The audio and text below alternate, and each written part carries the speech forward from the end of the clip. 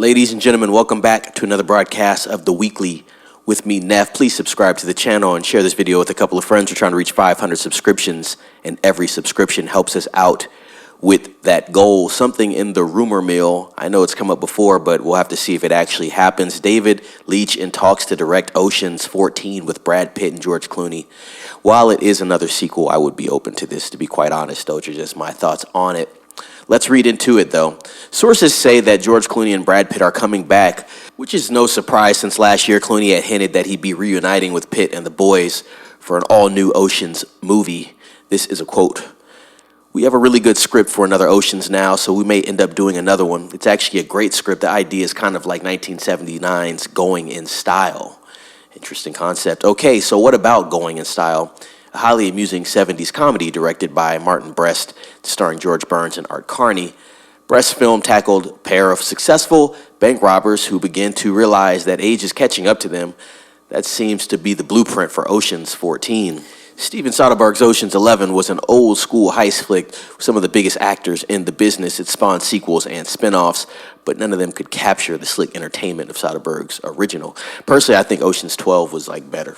Ocean's 11 was cool. I really did like Ocean's 11. It's the introduction to the new film. Obviously, you know, these Ocean's movies are remakes of the Frank Sinatra films and the Rat Pack as well, but I really did like Ocean's 12 a lot. Ocean's 13 was cool. Took it into a different direction while still being the same thing. You know, you had all the usual suspects back, but definitely had a different vibe to it as far as the way it was shot. It definitely looked more modern at that time, I could say, compared to 11 and 12. Why isn't Soderbergh coming back? Because he doesn't want to. Simple as that. Last year, Soderbergh confirmed his exit from the franchise, claiming that the series has been there and done that, and that there was nothing left for him to add to it. I actually respect that from Soderbergh. He did what he needed to do. He did 3 installments. It's funny enough because after stating the differences in the way the films are shot and how Soderbergh took a more modern approach to Ocean's 13 as far as just the way the film looks, I didn't know that he did all 3 installments. So yes, I can understand why Soderbergh is like, you know, I did what I needed to do. We ended off on a high note. All the films are entertaining and good, and so he's going to step back from it. It's kind of like what Denise said about Dune. Soderbergh directed the first 3 installments. The most commercially successful and best of the Ocean's films is the original 2001 film. The first sequel, 2004's Ocean's 12, was a hot meta mess. Not really, Jordan.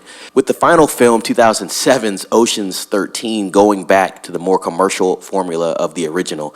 I guess he's only saying that because they reshoot it back in Vegas, so it feels more like the first one that you saw. If you have a soft spot in your heart for the 2001 film, which is a good film, well, then you're probably going to like 2007's Ocean's 13 because it's essentially the same film.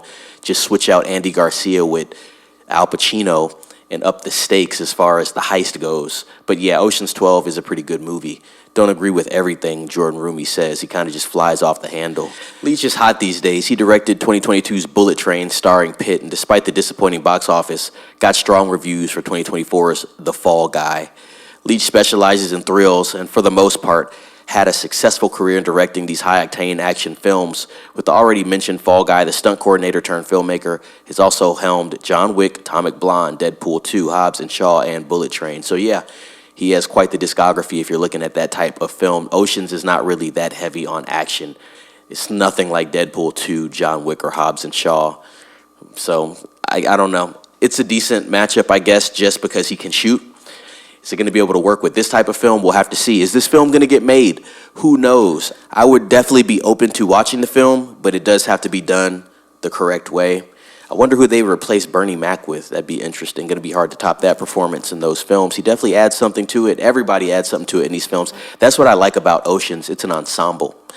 And so, with that being said, let me know what you think about this news. Have you seen the Ocean's films? What was your favorite out of the trilogy that we had there? And do you want to see Ocean's 14 potentially?